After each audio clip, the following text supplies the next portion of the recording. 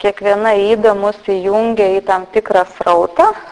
Tie srautai jie visada yra, nereikia išsigąsti, kad mes kažką iššaukiam, sužadinam. Čia man teko, kadangi knygą dabar išsiunčiau leidyklai, tai žmonės išsigando, galvoja, kad mes sukuriam pasaulyje nelaimingus atsitikimus. Iš tiesų, tie srautai, ydingi sluoksniai, ydų sluoksniai, jie visą laiką egzistuoja. Visą laiką tos ydos yra kažkur vienaip ar kitaip pasireiškia. Tai yra ydos dažnis, tam tikras dažnis, kuris visą laiką yra ir mes, kai dirbame grupėje, mes pasijungiam į tam tikrą dažnį ir įeinam į tos ydos dažnį, todėl mes ir pastebim būtent tai, apie ką mes kalbam. Kaip, vyrai žino, jeigu nori pirkti naują automobilį, ką gatvėje matot? Tik tai automobilius, tik tai mašinas ir tokia. Moteris, jeigu moteris laukiasi, tai ką matot aplinkui? Vien tik tai nėščios, kiek nėščių, o Dieve. Taip, jeigu ten, kuo mes vibruojam, tą mes ir matom, nes mes patenkam į tą sluoksnį. Tai ir labai įdomu stebėti ir jūs galit jau patvirtinti tą faktą, nes jau mūsų projektas daugiau negu įpusėjo. Ir kai mes dirbam su kažkokia yda, visi pastebi ten tos ydos apraiškų, visi ten mato daug visokio įspūdingų dalykų. O žmonės, kurių ta yda yra, vat kaip abejingieji praeitą savaitę klausiu, kaip jums ši savaitė? Jie nieko, normaliai, nieko. Todėl, kad jiems tai yra normalu, jie gyvena tame dažnyje. Taip? Ir jūs galit prisiminti, kai būdavo jūsų savaitė, irgi, taip buvo. Kai buvo jūsų savaitė, kažkaip lyg ir nieko nevyksta, lyg ir viskas normos ribose. Todėl, kad kai gyveni būtent tokiam dažnyje, mes visa grupė pasijungia į tą dažnį, visi mato, nes jiems tai nebūdinga, o tie, kurie tikrai turi šitą ydą, jie kažkaip tai daugiau reikėtų atkreipti dėmesį į tas ydas, kai jūs gyvenote ir tą savaitę, kaip ir nieko nevyksta. Į tas ydas reikia atkreipti labiau dėmesį, labiau analizuoti, labiau stebėti, nes šitas dažnis jums yra artimas, savas. O šiandien mes pradedam su egoistais dirbti, padalinsiu lapelius, kad jūs iš karto pakeltumėt rankas, kas pas mus čia tokie egoistai yra. Taip, egoizmo yda yra susijusi su Saule, su pažeista Saule. O horoskope Saulės planeta yra pagrindinė. Tai yra pagrindinis žmogaus toks energetinis kanalas, per kurį žmogus gauna labai daug energijos ir Saulė atspindi jo charakterį. Ir pažeista Saulė. Žmonės dažnai įsižeidžia, kai matau, kad juodas mėnulis liūte arba susijungia su Saulė, sakau, jūs esat absoliutus egoistas. Žmogus tada sureaguoja, kaip taip gali būti, protestuoja, sako, ne, aš visada visiems padedu, aš visada esu labai geras, aš viską darau dėl kitų. Taip, o kaip paanalizuoji, pasižiūri, kad tas darimas dėl kitų visą laiką yra su nauda. Gerai, tai šitą ydą, kaip žmogus užsidirba, Saulė tai yra meilė. Saulė, jinai spinduliuoja meilę ir žmogus, kuris turi gerą, pozityvę Saulę, jis tiesiog spinduliuoja tą meilę, per jį Saulė veikia kitus. Žmogus, kuris turi pažeistą Saulę, jis nepraleidžia šito srauto arba praleidžia per stipriai ir pradeda deginti. Ir šitą karmą susikaupia, egoisto karmą susikaupia, jeigu žmogus kūrė netikusi meną. Jums yra tekę kada nors žiūrėti filmą kokį nors ar skaityti knygą ir kai pabaigėt ir galvojat, geriau jau būčiau neskaitęs arba būčiau geriau nežiūrėjęs. Daug kartų, ne? Vieną kartą man labai parekomendavo filmą rusišką Gruz, ten kažkiek tai. Ir rekomendavo žmogus patikimas. Ir kai žiūrėjau tą filmą, mes dviese žiūrėjom, negalėjau niekur pabėgti ir galvojau, kokio velnio. Siaubas kažkoks tai.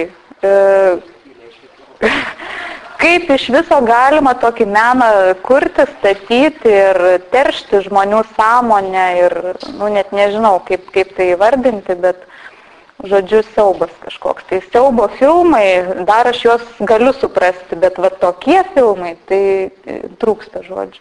Ne? Matei? Nežiūrėkite, nes susiteršite tikrai. Tai žmonės egoistai, jie kūrė tokį meną, jų esmė yra, ydos esmė yra ta, kad žmogus jaučia save, kad jis yra individualybė, jis yra unikalus ir jis tą suvokia ir pradeda tuo naudotis, žemindamas kitus ir visa kita. Kodėl taip gaunasi, dabar jeigu mes imam lazdą, naują lazdą su savybėmis, tai vienas galas yra egoizmas, kai žmogus suvokia, kad aš esu toks ypatingas, o kitas galas, tai kitą savaitę dirbsim su laisvamaniais, laisvabūdžiais, kurie iš viso nejaučia savo esybės, savo asmenybės ir jie ištirpsta minioj žmonėse, jie tokie neturi už ko užsikabinti, jie tokie lengvi kaip vėjelis, kažkur plaukia, nieko iki galo nepadaro, nes kam? Žodžiu, tokie dvi priešingybės ir būtent egoistai, jie yra tie, kurie suvokia tą unikalumą, nes tos lazdos savybė, ta dieviškoji savybė ir yra unikalumas. Kiekvienas iš mūsų esam unikalus ir nepakartojamas ir kai mes tai darom harmoningai, jaučiam tą unikalumą, viskas tvarkoja, bet jeigu į kažkurią pusę nueinam, tai būtent egoistai, jie hipertrofuoja tą unikalumą, suvokia, kad jie yra dievai ir tada pradeda visiems diktuoti sąlygas. Mes jau sutikom tokių, atsimenat, agresoriai mėgsta diktuoti sąlygas, bet agresoriai dėl to, kad jie pilni pykčio, pilni tos jėgos, energijos, agresijos. Kas dar? Abejingiai irgi diktuoja sąlygas, atsimenat, irgi visą laiką mėgsta kontroliuoti, bet tik tai, irgi kitos priežastis dėl to, kad jiems svarbu yra ta tvarka, kontrolė, šaltis, o egoistai reguliuoja pasaulį pagal save, todėl, kad jie viduje jaučia save tokiais nepakartojamais, kad jie turi, jie yra patys geriausi, visas pasaulis aplink juos turi suptis. Iš tikrųjų, taip ir yra, mes kiekvienas ir esame pasaulio centras. Bet jie tai suvokia dar kitaip, truputėlį aštriau ir, žodžiu, jau pasaulis apie juos sukasi ne todėl, kad taip turi būti, bet todėl, kad jie taip nori ir visus priverčia suktis aplink save. Tai taip pat yda susijusi su vaikais, todėl tie, kurie turi šitą ydą, kai prasideda valymosi procesas, prasideda problema su vaikais. Vaikai arba jų nepriima, arba neranda gerų santykių, gerų ryšių su savo vaikais, arba per vaikus ateina kažkokios tai nelaimės, sunkumai. Ir aišku, kadangi saulė tai meilė, šitiem žmonėm patologiškai nesiseka meilėje. Tai dar sykį abejingai sakykit, kaip jums meilėje sekasi, oi ne abejingai, o egoistai. Tai dar pasisekė jums, nes paprastai jau kai ateina nagrinėtis horoskopus, tai dažniausiai būna labai rimtos problemos su meile. Ir aš turiu draugų netgi tokių, kurie jau tiek metų ir niekaip nesugeba išspręsti tų problemų.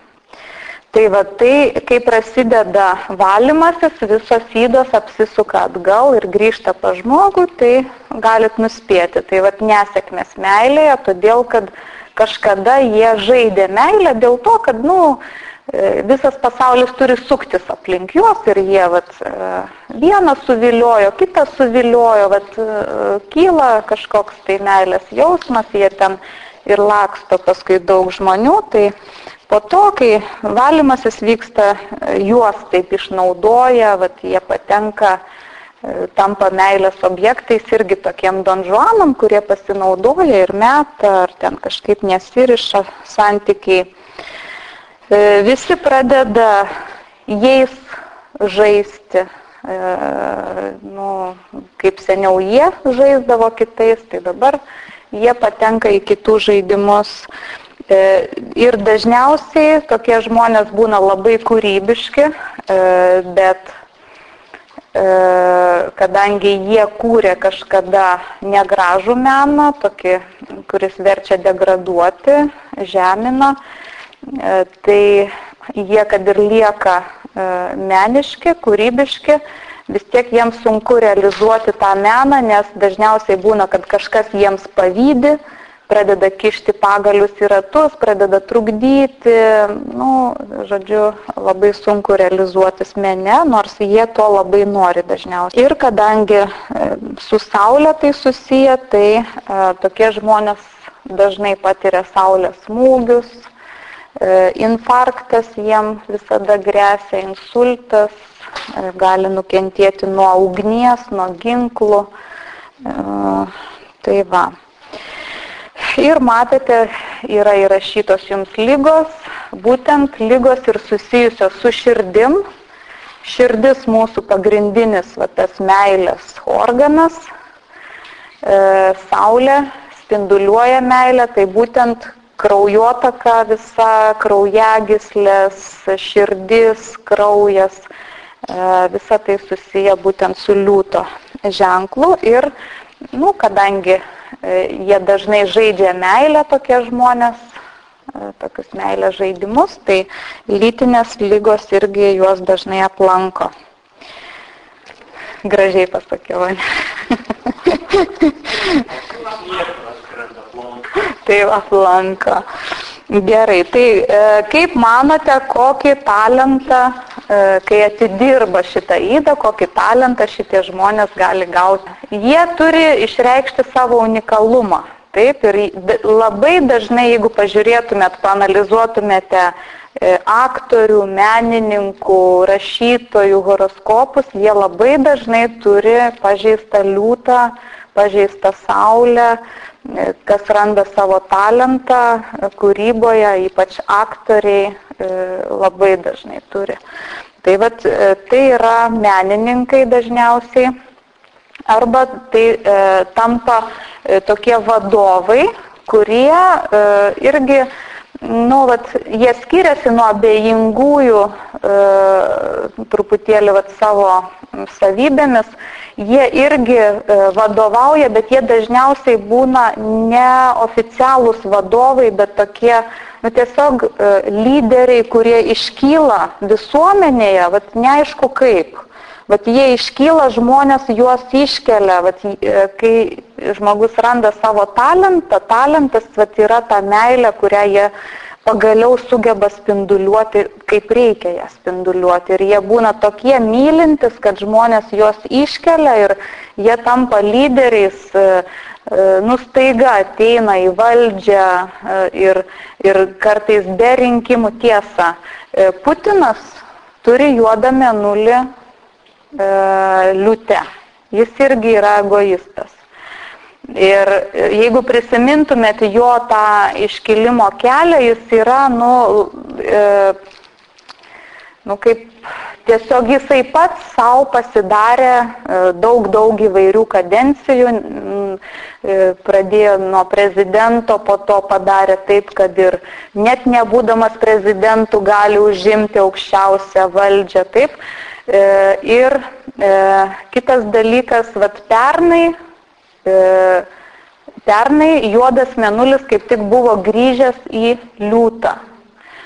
Tokiem žmonėm, kurie turi juodą mėnulį liūte, pernai metai buvo labai sunkus, labai didelių išbandymų metai.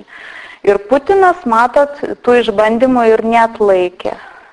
Pradėjo tokią nesąmonę pasaulyje ir, galima sakyti, kad jis iš tikrųjų yra egoistas. Tikrąja to žodžio prasme, jis tik tai, kadangi tai jau asmenybė labai aukšto lygio, kad šitaip galėtum iškilti, pabandykit kas nors, pabandykit nueiti tokį pat kelią, niekam nepavyks, nes trūksta savybių, o jis savybių turi labai stiprių.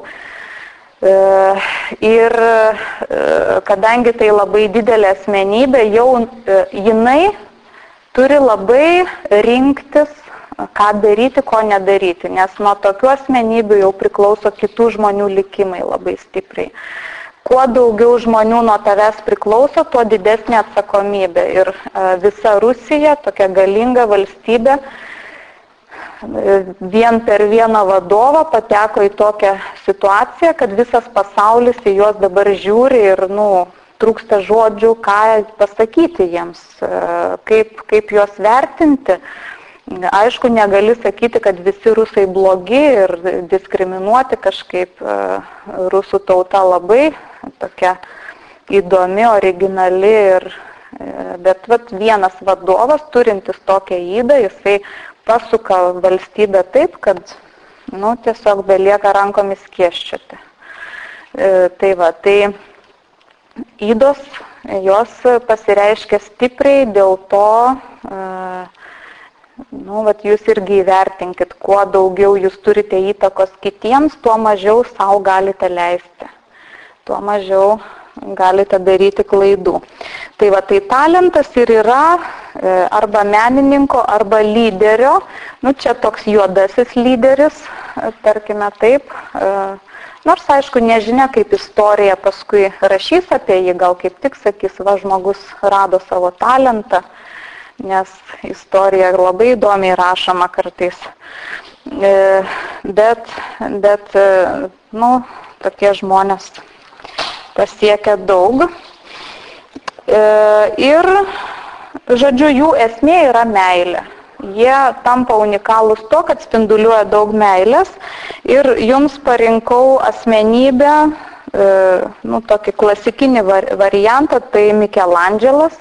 Žinot, dailininkas, italų renesanso srovės dailininkas, ir jis turėjo irgi juodą mėnulį liūte ir kokio tai lygio menininkas, į jį daug kas lygiavosi ir jo menas įkvėpė kitų žmonių meną ir aišku, kad tas jo menas gyvuoja jau po jo mirties labai daug metų ir dar gyvuos ir įtraukta į visą istoriją, meno istoriją. Įsivaizduokite, kaip reikia, nežinau, čia gal yra kokių dailininkų, kaip reikia atlikti kūrinius, kad jūs įtrauktų į kažkokią tai knygą, į enciklopediją, kad visam pasaulyje jūs žinotų. Tai turi būti tikrai labai daug šviesos. O tokie menininkai, kurie randa talentą būtent per pažeistą saulę, jų menas iš tiesų švyti. Į jų meną žiūri ir matai, kaip iš jų sklinda šviesa. Sklinda meilė. Tai va. O dabar grįžtant prie ydos, kaip jinai pasireiškia prie medžio ir vaisių. Taigi, viena iš nuodėmių tai savininkiškumas. Žodžiu, toks žmogus, jisai į viską, kadangi visas pasaulis aplink jį turi suktis, tai jis į viską žiūri kaip į savo. Ir jeigu, pavyzdžiui, jisai dirba kolektyve ir pas jį ateina kažkoks klientas ir atneša ten dėžutę saldainių, pavyzdžiui. O jis dirba ten, gali dirbti kabinete, kur dirba 5 žmonės kokie, ar ten 3, jam atnešia saldainių dėžutę, jis ją išsineš namo, arba vienas suvalgys, jam net į galvą neateina, kad galima būtų pavaišinti visą kolektyvą, jam tai yra svetima. Toliau, jeigu namuose pietauja, pavyzdžiui, ir kažkas atėjo į svečius, spėkit, sakys, jūs pasėdėkit, mes toj pavalgysim. Taip, jeigu dar suaugęs ten koks nors, gal dar pasiūlys, bet jeigu, pavyzdžiui, pas vaiką koks draugas atėjo, tai nei kalbos nėra, sakys, tu eik ten, pažaisk, net nepaklaus, ar norėtum pavalgyti, mes čia picą valgom, o tu eik ten pabūk, žodžiu. Toliau jau erdvė neduoda, ne?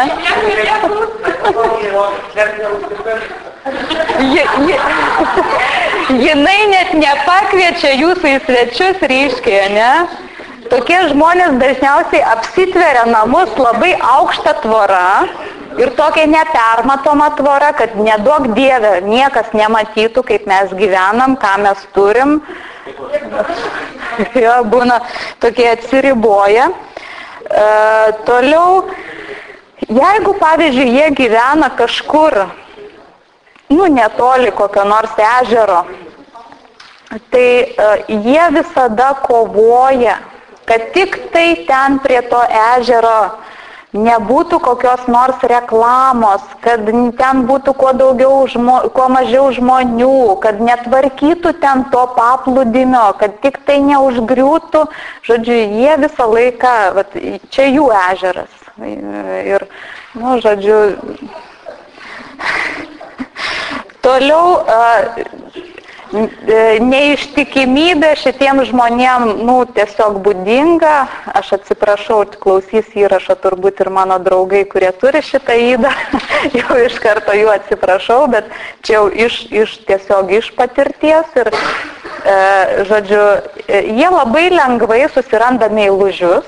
Jeigu tai moteris, jinai labai lengvai susiras vyrą meilužį, kuris turi žmoną. Ir ta moteris labai pyks, kad tas vyras būna su ja mažiau negu su žmona, kad jis grįžta namo vis tiek pas vaikus, kad jeigu jau nusprendė būti ten, žodžiu, jeigu nusprendė ten myli viens kitą viską ir vyras neapsisprendžia palikti šeimos, tai žodžiu, labai pyksta, labai toks, kaip jisai gali, kaip jis nesupranta, aš juk čia viską aukoju, o jis negali savo žmonos ir vaikų palikti. Žodžiu, toks savininkiškumas didelis. Toliau, depresija. Juodžiausia depresija, aišku, savižudžiai turi, bet egoistai irgi turi labai stipres depresijas dėl to, kad jiems atrodo, kad jie visus myli, o jų niekas nemyli. Jiems atrodo, kad visas pasaulis jų neįvertina ir nuo to jie labai stipriai jaučia skausmą. Ir jeigu artimas žmogus kažką padaro ne taip ir jie dažniausiai labai įtarus yra, įtarinėja ir jeigu artimas žmogus įskaudina, jie negalvodami toj pat tą pačią akimirką gali nueiti ir nusižudyti. Tiesiog, jeigu kažkas tokio įvyksta, jie labai lengvai gali savo. Ir svarbiausia, jie neperspėja. Jie tiesiog, kaip Ana Karenina, jeigu skaitėte ar žiūrėjote, tai tiesiog įtarinėjimai kažkokie ir nueina ir tą pačią akimirką atėjo mintis apie savižudybę ir viskas. Ir aišku, jie ką daro, jie žiūri į žmonės ir neatsimenu, irgi kažkoks savanaudis buvo atėjęs ir bet kodėl žmonės tokie savanaudžiai, bet kaip jie nesupranta, žmogus pats kalba, vat kodėl jie visi tokie blogi, jie visi kaip jie nesupranta, tokie savanaudžiai, nes aš tai nesavanaudis, aišku. Tai tiesiog atrodo, kad visas, kodėl taip yra, todėl, kad jie visada yra patys labai savanaudiški, jie ką besiūlytų, jie visą laiką, pavyzdžių, jie visą laiką žino, kad jie gaus daugiau. Jie kažką padarys, bet už tai gaus daugiau. Bet jie tiki, kad jie tai daro už dyką, iš geros širdies, o kiti nenori to priimti, nes žino, kad reiks susimokėti. Ir jiem atrodo, kokie visi savanaudžiai. Tai va, toliau nusivylimas. Šitie žmonės labai dažnai nusivilia santuokoje, meilėje. Tiesiog tai jau yra jų tokia būdo savybė. Ir dažniausiai jie sako, kad aš paaukojau visą savo gyvenimą, aš paaukojau, ten viską dariau, o tu toks niekšas, man nieko nedavėjai, sugriovėjai mano gyvenimą, taip ir visą laiką. Ir jie visą laiką galvoja, kaip aš iki santuokos nesupratau, kad mano sutuoktinis toks blogas žmogus.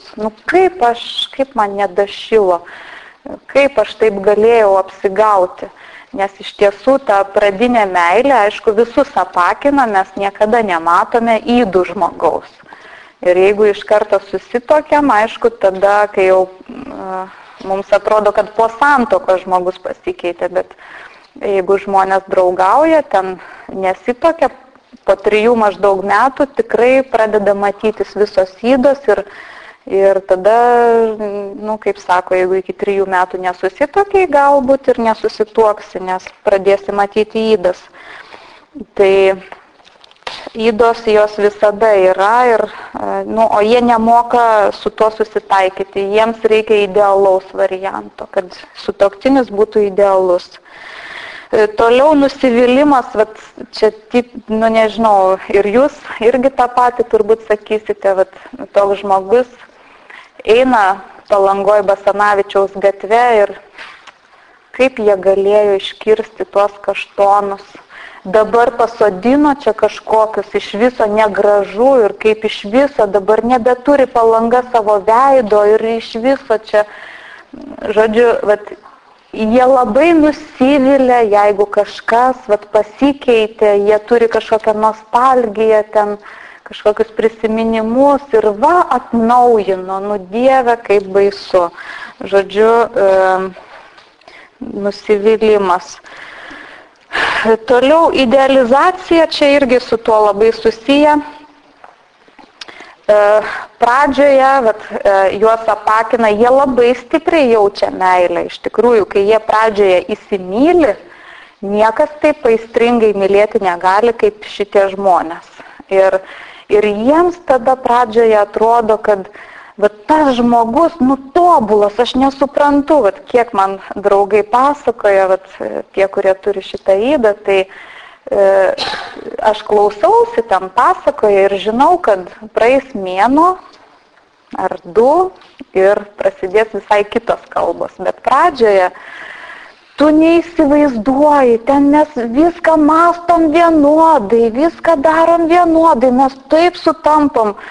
O paskui, po kokio pusmečio visai kitos kalbos prasideda, tu neįsivaizduoji, koks jis yra blogas, koks jis egoistas, koks jis tiesiog taip greitai žmogus paėmė ir pasikeitė, Dieve.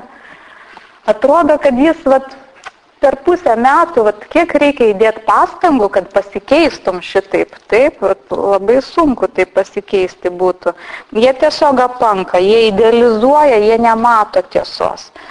Ir jie žino, kokie turi būti meilės santykiai ir kitokių, jeigu jie ieško savo meilės partnerio, jie žino, kaip viskas turi būti. O jeigu bus kitaip, man netinka. Žodžiu, jie iš karto turi idealą pasistatę, kad ten visas rinkinukas turi būti, ten kaip žmogus atrodys, kaip elgsis, kaip valgys, ką darys, o jeigu kažkas netiko pagal planą, viskas, tada geriau iš viso nereikia. Idealizacija pasireiškia ir su vaikais, ir apskritai gyvenime dažnai kur išlenda, bet va toks pavyzdys, kad jie galvoja, mano vaikas yra tobulas. Ir jeigu jis padarė kažkokią klaidą, jį privertė tai padaryti, jis pats tikrai to nebūtų daręs. Tiesiog jie turi tokį, ką jie myli, jie tą idealizuoja. Ir neįrodysi, kad ten tavo vaikas iš tikrųjų galėjo ten kažką tokio padaryti. Toliau kietumas. Jeigu, kaip pasakojau, pradžioje jie ten įsimyli, apanka, po pusmečio jau jiems atrodo, kad tas mylimasis juos taip įžeidė ir jie taip ir sako, aš tau niekada gyvenime neatleisiu, niekada, viskas. Kietumas toks yra ir viskas, ir nebeprieisi, ir ten nebeprisiskambinsi, tiesiog jie taip pat irgi iš savo tokio kietumo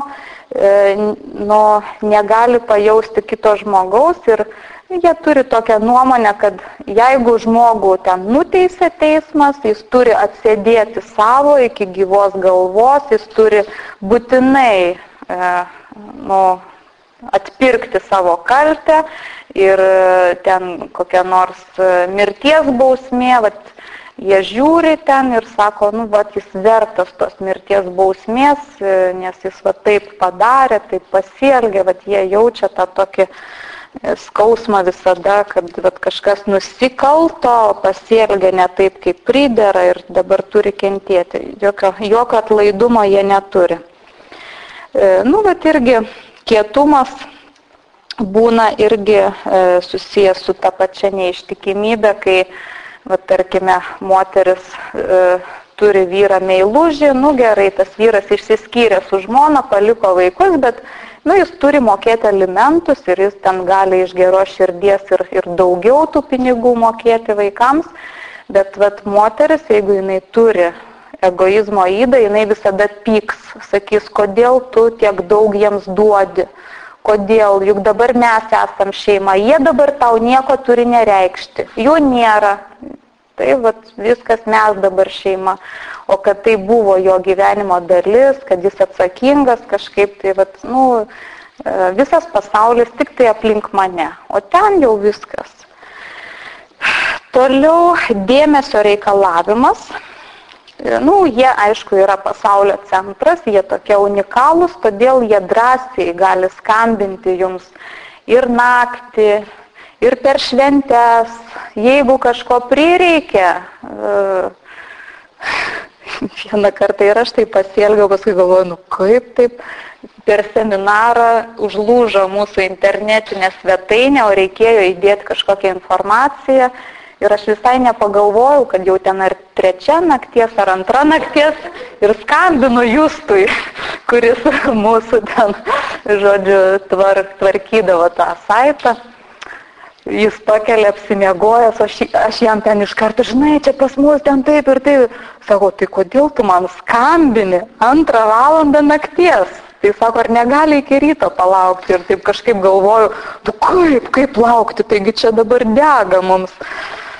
Kartais įeinam į tą tokią egoizmo ydą, kad man reikia, kaip čia dabar naktis, savaitgalis ar ten šventės, jeigu man ten dantis skauda ar kažkas, viskas, aš ten truks plyš gausiu savo. Toliau, irgi, jie po paskaitos dažnai eina su savo klausimais. Atsimenat, išdavikai irgi tą patį daro, bet jie su kita intencija. Aš ne.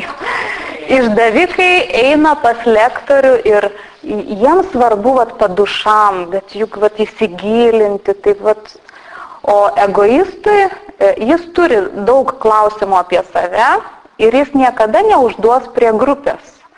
Jiem neateina į galvą, kad kitiems irgi tas klausimas gali būti aktualus. negali ateiti galva, kad galbūt to klausimo nedrįsta kiti užduoti.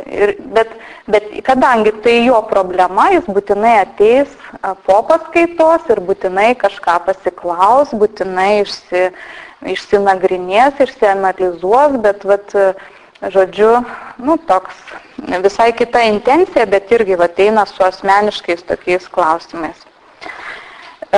Toliau dėmesio reikalavimas, aišku, šeimoje iš sutuoktinio būtinai turi būti dėmesys ir negali suprasti, jeigu tai moteris, tai kaip vyrui gali būti svarbiau ten žiūrėti kažkokį krepšinį, negu su ja kalbėtis.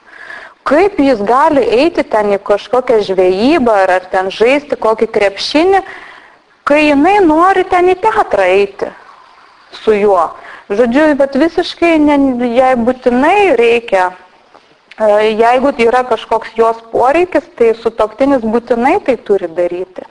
Ir dažnai prasideda toks bambėjimas, tiesiog dėmesio reikalavimas, kad tu čia visą laiką eini, tą krepšinį kiekvieną antradienį žaidi, o aš čia viena turiu būti, žodžiu, toks, tai va. Toliau kenkimas irgi jau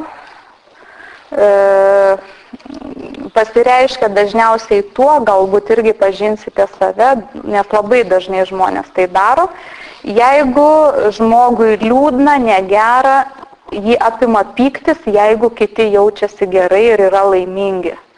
Ir jie pradeda visiems gadinti nuotaiką, pradeda elgtis bjauriai, kad ir kiti pasijaustų bjauriai. Tiesiog juos erzina, jeigu jam ten kažkas negerai ir kiti džiaugiasi ten dėl ko nors kito, tiesiog baisu yra.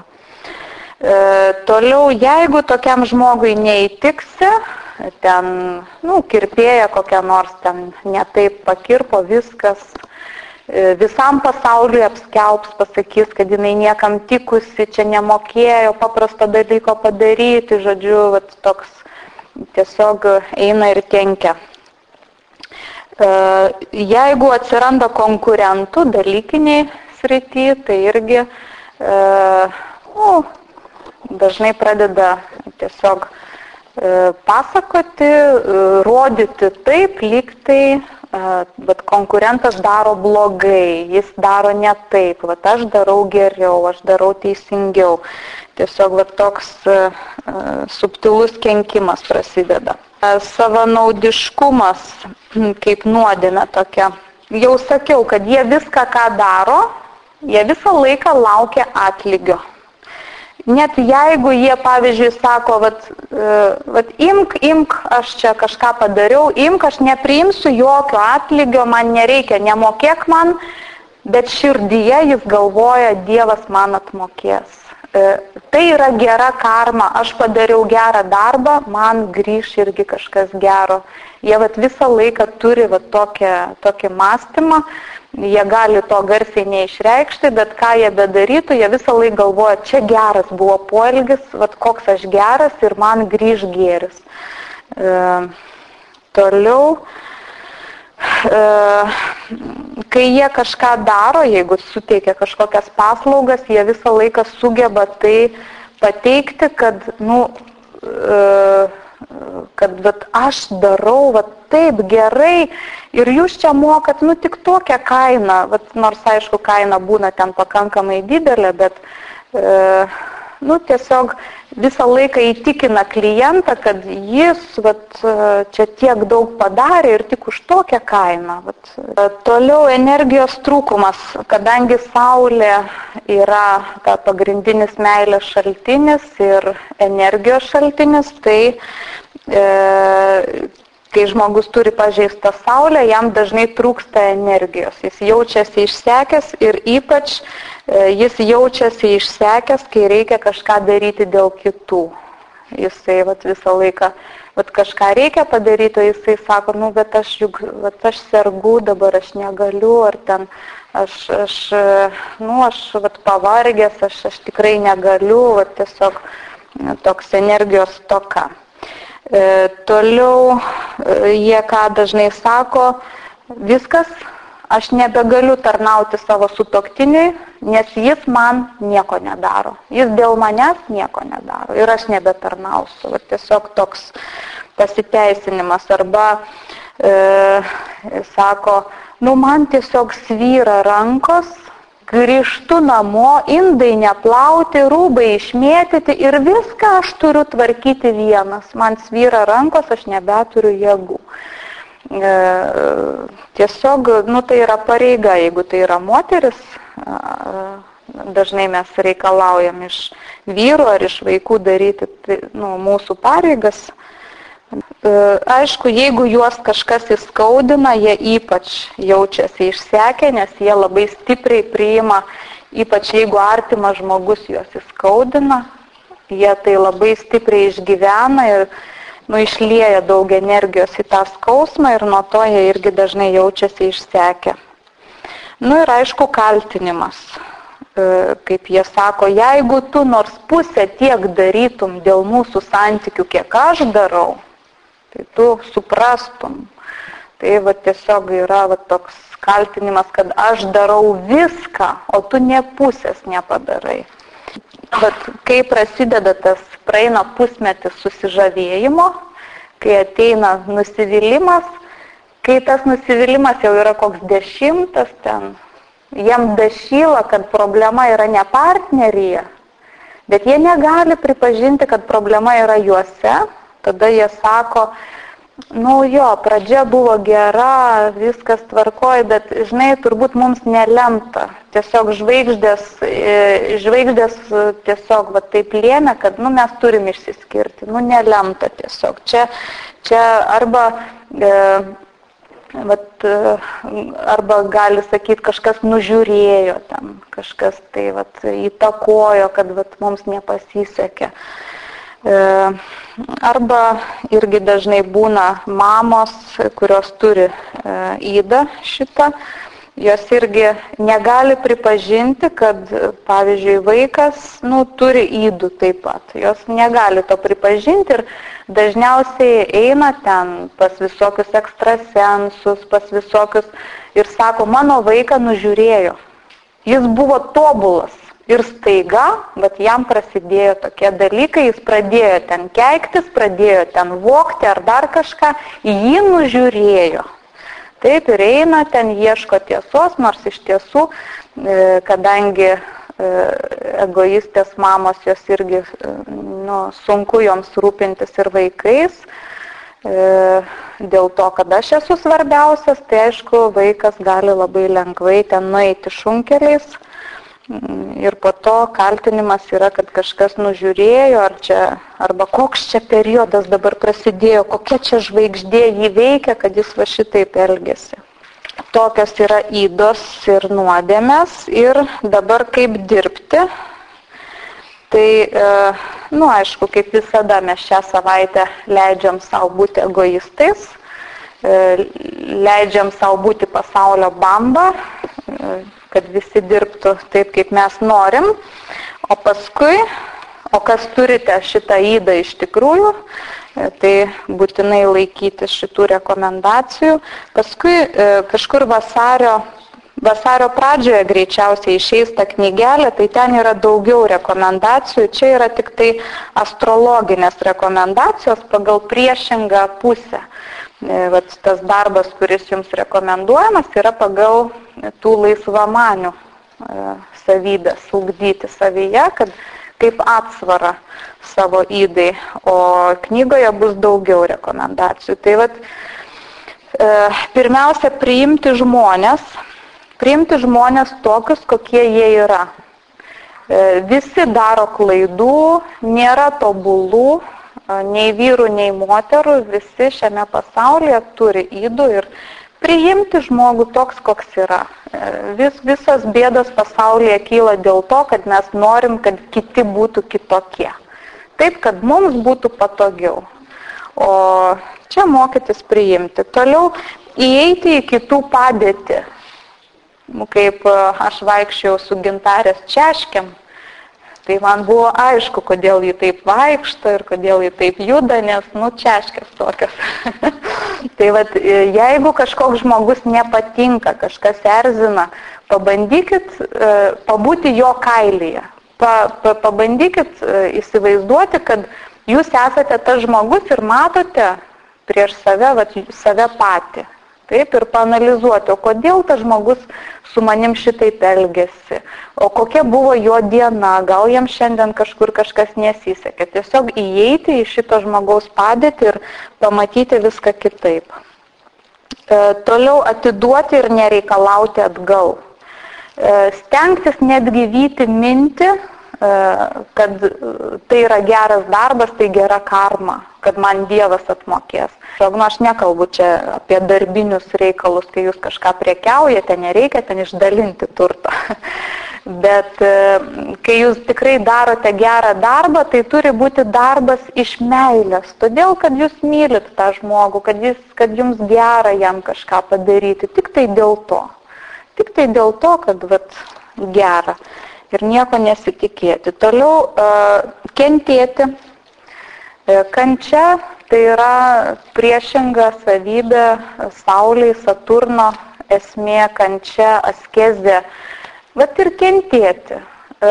Grįžtat namo, taip indai neplauti, ten kojinės išmėtytos, ten šuo ten primyžiojo po lovą. Taip, tai jūsų karma, jūsų pareiga. Einat ir tvarkot ir kentėti. Taip, tai yra mano pareiga, mano darbas, aš tą darau ir nekaltinu nieko. Vaiko pareiga yra augti, tobulinti save, mokytis. Tai vaiko pareiga. Jo pareiga nėra eiti namus valyti. Tikrai ne pareiga. Ir žąsis ganyti ne vaiko pareiga yra, o išnaudojimas.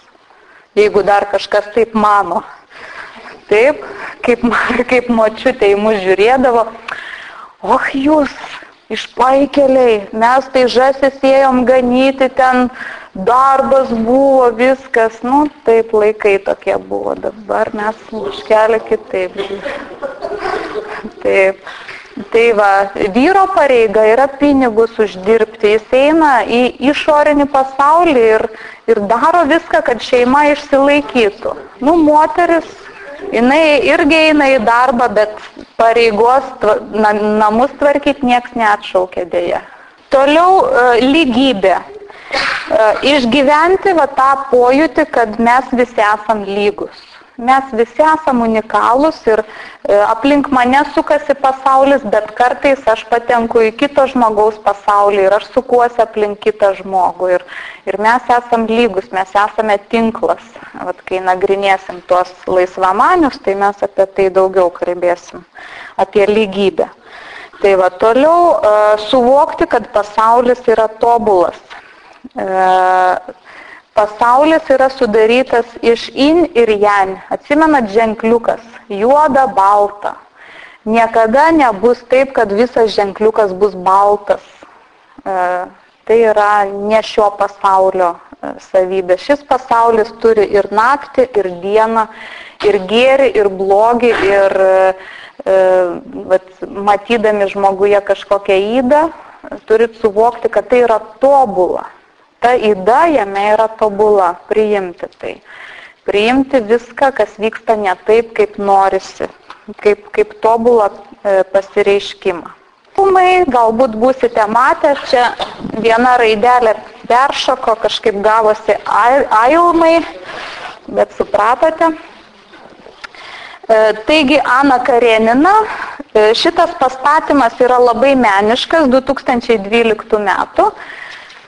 Jeigu kas matėte, jis yra tikrai liūtiškai meniškas, ten viskas taip gražu, ten šokiai tokie originalūs, labai meniškas, tai šitą parinkau.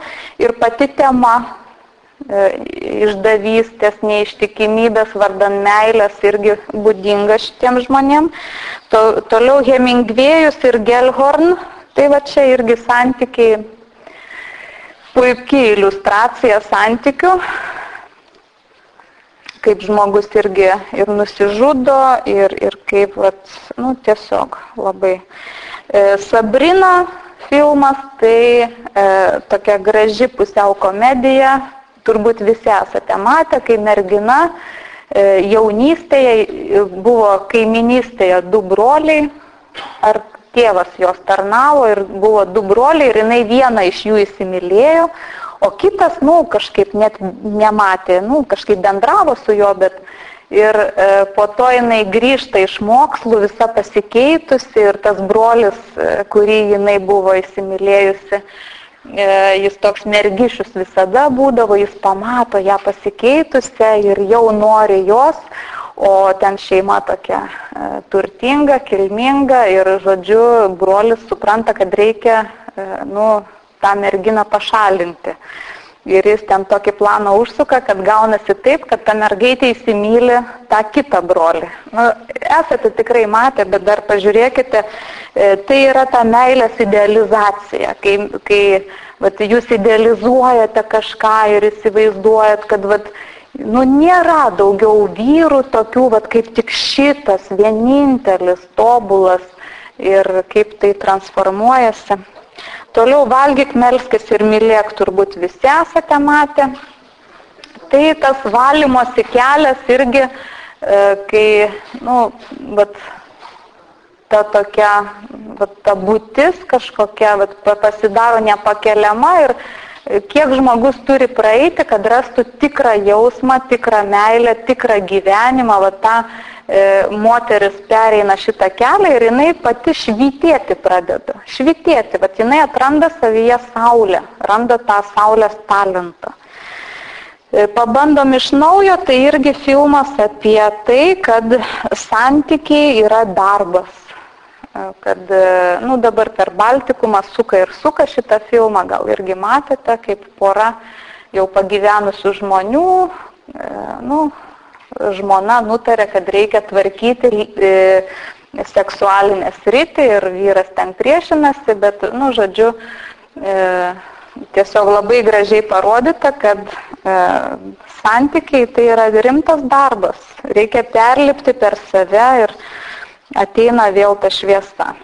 Evita irgi ten pagal tikrus faktus, Madona vaidina, senas filmas, galbūt matėte jį, toks miuziklas gražus, irgi apie tai, kaip moteris ateina tuo saulės keliu, kaip jinai paaukoja savo meniškumą vardan meilės ir kaip jinai įkvėpia savo vyrą, kuris ten yra kažkoks politinis lyderis.